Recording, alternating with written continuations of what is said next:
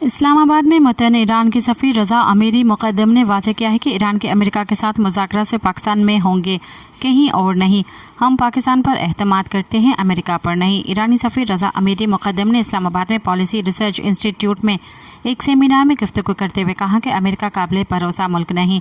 ایران نے پاکستان کو قابل اعتماد اور غیر جانبدار ثالث قرار دیا ہے۔ رضا امیری مقدم نے کہا کہ مذاکرات سے پاکستان میں ہوں گے، کہیں اور نہیں۔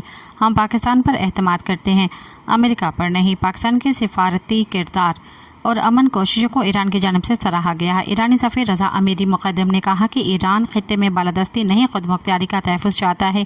جوہری پروگرام مکمل طور پر پرامن ہے، کوئی ثبوت پیش نہیں کیا گیا۔